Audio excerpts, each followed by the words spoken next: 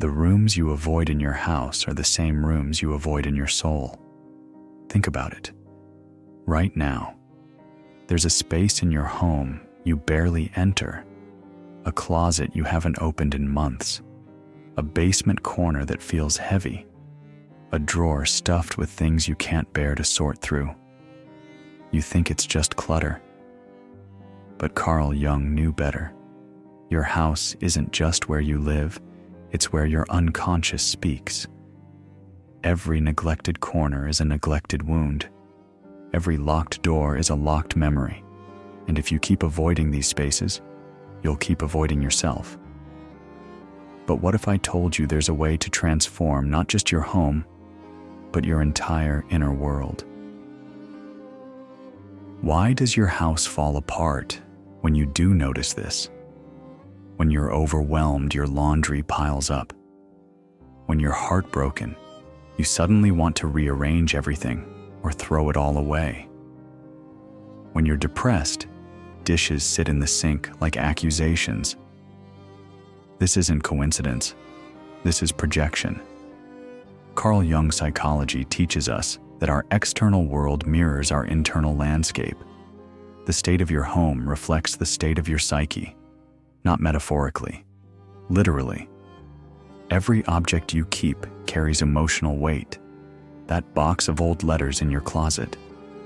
It's not just paper, it's unprocessed grief. The spare room you never enter. It's not just space. It's the part of yourself you abandoned to survive. Maria learned this the hard way. After her divorce, she couldn't understand why her once pristine home felt suffocating. Rooms that used to bring joy now felt like prisons. She'd walk past her bedroom and feel a weight in her chest. The kitchen where she used to cook with love now echoed with silence. What she didn't realize was that her home had become a museum of a marriage that no longer existed. Every piece of furniture, every shared memory embedded in the walls, was keeping her tethered to a version of herself she'd outgrown. The house wasn't the problem. The house was the messenger. Here's what Carl Jung psychology reveals about the geography of your soul. Your home is divided between your persona and your shadow. Your persona, the mask you wear for the world, lives in your front rooms, the living room where guests sit, the kitchen where you perform domestic competence, the bedroom made perfect for visitors. These spaces shine with effort arranged just so reflecting the version of yourself you need others to see. But your shadow hides in the basement, in closets you keep locked, in attics stuffed with what you can't face, in junk drawers that make you feel ashamed. This split is killing you. Think about Sam, a successful architect who designs beautiful spaces for others, but lives in controlled chaos. His public areas, the entryway, the main floor, are magazine-worthy. But upstairs, clothes everywhere, papers stacked in corners, a spare room so cluttered he calls it the room of shame.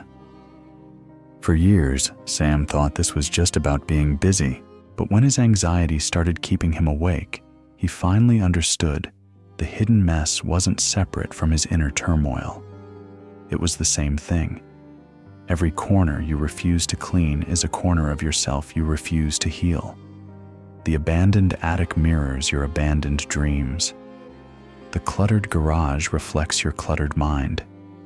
The basement you never visit houses, the grief you never mourned, the anger you never felt, the child you never protected. This is what Jung called the transcendent function, the recognition that opposites within us must be integrated, not ignored. Your pristine persona needs to meet your chaotic shadow, not to judge it, to embrace it. Because here's the devastating truth: the parts of your home you're most ashamed of are often the parts that hold your greatest gifts. That messy, creative corner. It's where your authentic voice lives. That room full of someday projects. It's where your unlived life waits. That drawer of old journals and letters. It's where your true story hides. When you bless your home, you're not just cleaning. You're performing an act of individuation, Jung's term for becoming whole. You're saying yes to all of yourself, even the parts that scare you. But most people never get here. They spend their whole lives arranging their front rooms while their back rooms decay. They polish their persona while their shadow grows more resentful, more desperate to be seen. The cost: a life half-lived, relationships that feel performative, work that drains instead of fulfills, a constant sense that something is missing, but you can't name what. The solution begins with a single question. What if the parts of your home you're avoiding are actually the parts trying to save you? The moment I understood this, completely changed everything about how I see both homes and healing. I was working with someone, let's call her Rose, who couldn't figure out why her anxiety was escalating, despite therapy, meditation, all the right therapeutic moves. Her house was beautiful, her career successful, her life the envy of her friends. But she felt like she was slowly suffocating under the weight of her own perfection. During one particularly difficult session, she mentioned in passing that she couldn't go into her grandmother's room. Her grandmother had lived with Rose's family for 3 years before passing away, and the room had been locked for 8 months. Not locked with a key, locked with Rose's inability to turn the handle without feeling like she might collapse. "I just can't," Rose whispered, her voice barely audible. "Every time I even think about opening that door, I feel this heaviness, like something's pressing on my chest. I know I need to deal with it, but I physically cannot make myself go in there." That heaviness wasn't just grief, though grief was certainly part of it. It was something far more complex and devastating: Rose's abandoned relationship with her own intuitive wisdom. Her grandmother had been the family mystic, the one who believed in signs and synchronicities, who trusted her gut even when logic said otherwise, who made decisions from her heart and somehow always landed on her feet. Rose had inherited this gift, this capacity for deep knowing that transcended rational thought. But she'd systematically buried it to succeed in corporate America, trading her intuition for acceptance, her inner wisdom for external validation. The locked room wasn't just holding her grandmother's belongings. It was holding the part of Rose she'd sacrificed on the altar of being taken seriously. When Rose finally gathered the courage to open that door, she didn't just find furniture and clothes and the lingering scent of her grandmother's perfume. She found tarot cards her grandmother had left specifically for her, wrapped in a silk scarf with a note Rose had never seen. She found journals filled with dreams and premonitions that had guided her grandmother through decades of uncertainty. She found letters Rose had written as a child, asking the universe for signs, trusting in magic the way only children can. And she found a final letter from her grandmother, written just days before she died, telling Rose to trust the voice inside that the world would try to silence. To remember that her sensitivity wasn't weakness, but wisdom. To know that her ability to feel deeply was a gift, not a burden. This is what Carl Jung psychology calls the return of the repressed, the psychological principle that whatever we lock away in our homes, we lock away in our souls. And it doesn't disappear. It doesn't fade. It waits with infinite patience for us to be ready to remember what we've forgotten about ourselves. Every house has rooms like Rose's grandmother's room, spaces that hold not just objects, but aspects of the self that got abandoned in the name of survival, acceptability, or love. The playroom you sealed off after deciding you needed to be serious about your future. The art supplies you boxed up after someone convinced you that creativity was impractical. The books on spirituality you hid after your rational friends made you feel foolish for believing in something beyond what could be measured. But here's what most people don't understand about blessing your home. It's not about sage and crystals, though. Those can be beautiful tools. It's not about feng shui or energy clearing, though those practices have their place. It's about something far more fundamental and revolutionary. To bless means to acknowledge the sacred, and what's more sacred than the wholeness you came here to embody? When you walk into that avoided space, whether it's a physical room or a psychological wound you're performing, what Jung called an opus contra naturam, a work against nature, you're choosing consciousness over comfort, truth over performance integration, over the illusion of control. Let me ask you directly, and please don't answer quickly. What part of your soul have you left to gather dust in the darkness of your own avoidance? Is it your creativity boxed up in a closet because someone told you that artists starve and you needed to be practical? Is it your sensitivity stored in the basement because the world taught you that feeling deeply was weakness in disguise? Is it your wildness locked in the attic because you learned early that good people don't take up too much space? Is it your intuition hidden away because logic was the only acceptable form of intelligence? Here's the revelation that will fundamentally change how you experience your home forever. Every corner you're afraid to enter contains a piece of yourself you desperately need to remember. The messy craft room isn't chaos. It's where your innovative spirit lives, patiently waiting for you to stop prioritizing productivity over play. The overstuffed bookshelf isn't clutter. It's a library of wisdom you've been collecting for the exact moment when you're ready to trust what you know. The photos you can't look at aren't painful memories. They're evidence of your capacity for love so deep it scares you. The childhood toys in storage aren't junk. They're portals to the wonder you convinced yourself you needed to outgrow. This is why blessing your home is actually a form of individuation, Jung's term for the courageous, lifelong process of becoming authentically yourself. When you reclaim your space, you reclaim your psyche. When you transform your environment with conscious intention, you transform your relationship with every aspect of yourself you thought you needed to hide. But it requires something our culture doesn't teach us: the courage to face what we've been avoiding, to open the doors we've kept locked, to touch the things we've been too afraid to feel. This isn't home improvement. This is archaeological work on your own soul. So how do you actually bless your home? How do you transform avoidance into acceptance, chaos into sanctuary, fragmentation into wholeness? Carl Jung psychology gives us a roadmap through what I call the threefold ritual of reclamation: purify, protect, and intend. But understand, this isn't a one-weekend project. This is sacred work that unfolds in layers like an archaeological dig through your own becoming.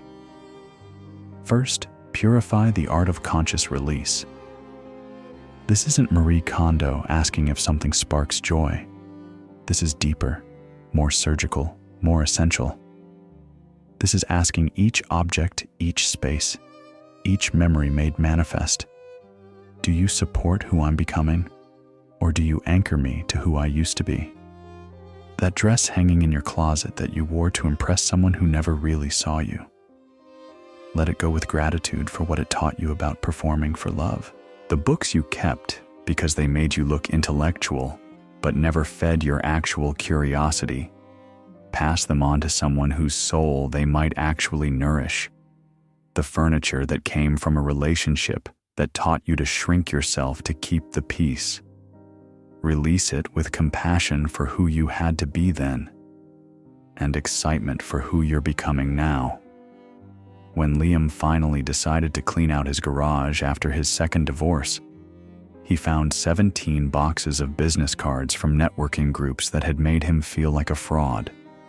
He'd kept them thinking he might need them someday, but every time he saw them, he felt a familiar twist of nausea. These weren't just pieces of cardstock. They were physical reminders of all the times he'd betrayed his own values to chase success that left him empty. Burning them, literally burning them in his backyard while speaking forgiveness to the man he'd had to be to survive, felt like shedding a skin he'd outgrown but couldn't remove alone. The fire wasn't destroying his past. It was releasing him from its hold on his future. But purifying isn't just about removing. It's also about revealing what wants to emerge from beneath the layers of accumulated should-haves and might-need some days.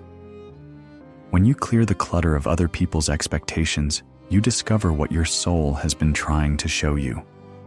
The art table that was buried under bills becomes visible again. The meditation corner that got lost under laundry breathes freely. The writing desk that couldn't function under everything you thought you should want finally has space to support what you actually love. Second, protect creating sacred boundaries. This is where you create energetic boundaries around your space. Not because your home is under psychic attack, but because your nervous system needs to know it's safe to relax, to be authentic, to heal without performing. Light candles in corners that have felt heavy with unspoken words. Open windows that have been closed to let fresh energy circulate through stagnant spaces. Ring bells or chimes in rooms that feel emotionally dense, the sound waves literally shifting the vibrational quality of the space. Sprinkle salt water around thresholds as a symbolic act of protection. These aren't superstitions. They're ancient technologies for communicating with your unconscious mind. This space is sacred. This space is safe. This space supports my wholeness. Kim had been living in her apartment for 2 years, but still felt like a guest in her own life. Nothing felt like hers, not the furniture she'd bought in a hurry, not the walls she'd never decorated, not even the bed where she slept, but never rested. After her blessing ritual, sage burned with intention in every room, mirrors covered during the dark moon, to reset their energy. Specific intentions, spoken into each corner with the gravity of prayer, she noticed something fundamental shift. She started cooking elaborate meals instead of surviving on takeout shame. She bought plants and didn't kill them. She hung artwork that reflected her actual taste rather than what she thought looked sophisticated. The space finally felt like an extension of her soul because she had finally claimed it as her own. Third, intend programming. Your environment for becoming. This is the most powerful step and the one most people skip because it feels too simple, too mystical, too different from how we're taught. Change happens. Stand in each room and speak your deepest truth into the walls. Not affirmations that feel hollow and performative, but honest intentions that align with your healing and your becoming. This bedroom is where I rest without needing to earn peace. This kitchen is where I nourish myself and others with presence, not perfection.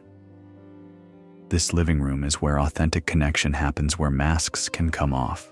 This workspace is where my gifts serve the world without depleting my soul. This bathroom is where I practice loving my body exactly as it is. When you speak intention into matter, you're doing something our materialist culture doesn't understand, but quantum physics is beginning to validate.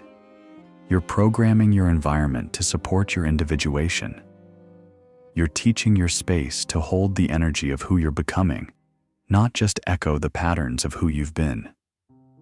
Jung understood that matter and psyche are two aspects of the same fundamental reality. When you bless your physical home with conscious intention, you're literally restructuring your psychological home. When you create order in your external environment, you're creating neural pathways for order in your inner world. But here's what makes this truly transformative, rather than just therapeutic. As you work with your space, you're simultaneously working with your shadow. Every object you release, you're releasing an aspect of false self. Every corner you reclaim, you're reclaiming disowned parts of your soul. Every intention you speak, you're integrating another fragment of your wholeness. The practice becomes an ongoing dialogue between you and your unconscious, mediated through your relationship with your physical environment.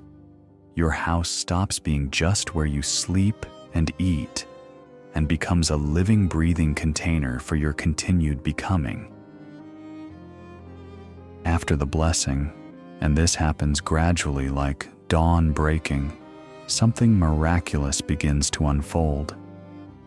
Your home stops being a source of low-level anxiety and becomes a source of genuine power. You walk through your front door and feel your nervous system settle in ways you didn't know were possible. The rooms that once triggered subtle panic now embrace you with the kind of acceptance you've been seeking in relationships, but finding in architecture. The corners that used to collect your shame now hold your dreams like precious offerings. This is what Jung called the return to the self, not the ego self that performs and pleases and exhausts itself, trying to be acceptable, but the authentic self that simply is, that breathes freely, that takes up space without apology. Jenny described the shift perfectly. It's like my house became a person who really sees me, not the me I pretend to be when I'm trying to manage other people's comfort, but the me I actually am when nobody's watching. When I come home now, I don't have to put on a show or gear up for the next performance. I can just breathe. Your blessed home becomes a sanctuary where you can shed your persona safely, where your shadow can emerge without judgment, where integration, the ultimate goal of all Jungian work, happens naturally, organically, without effort. The ripple effects reach into every area of your life in ways that surprise you. Your sleep deepens because your space holds peace instead of reflecting your fragmentation. Your creativity flows because your environment finally supports authenticity over performance. Your relationships improve because you're no longer managing your image constantly. You're simply present, simply yourself, simply available for genuine connection. But perhaps, most importantly, your home becomes a reflection of your wholeness instead of your woundedness. Every room tells the story of an integrated human being, someone who has faced their darkness and found their light, someone who has reclaimed their projections and embraced their complexity, someone who has chosen consciousness over comfort again and again until it became their natural state. The kitchen, where you once performed domestic competence, becomes the heart, where you actually nourish what matters. The bedroom, where you once collapsed from exhaustion, becomes the sanctuary where you restore your soul. The living room, where you once entertained your persona, becomes the space where your authentic self can finally relax. This is the true gift of blessing your home through Carl Jung psychology. You're not just creating a beautiful space. You're creating a sacred container for your continued individuation, a physical manifestation of your commitment to wholeness, a daily practice of coming home to yourself. Your home is not just where you live, it's where your soul breathes. Every corner you reclaim is a piece of yourself you welcome home. Every space you bless is a part of your psyche you finally accept. Every room you transform is an aspect of your wholeness you choose to embody. This is the deepest teaching of Carl Jung. Psychology individuation happens not just in therapy or meditation, but in the sacred act of creating space for all of who you are. When you bless your home, you're performing an ancient ritual of self-reclamation. You're saying yes to your wholeness. You're choosing consciousness over comfort, integration over fragmentation, authentic being over endless becoming. Your house stops being just walls and becomes a living mandala of your soul. So I invite you, what is the one corner of your home and your heart you are finally ready to bless? What locked door is ready to open? What hidden room contains the gift you came here to give? The work begins with a single step into the space you've been avoiding. The transformation begins when you stop running from the parts of yourself that need your attention most. Your soul has been waiting. Your home has been calling. The only question left is, are you ready to come home to yourself? If this resonated with you, I'd love to hear which room in your house or your heart you're ready to bless. Share in the comments below and consider subscribing for more content that honors the depth of your inner journey. Because the world needs more people who have done this sacred work. The world needs more souls who have blessed their shadows and found their light.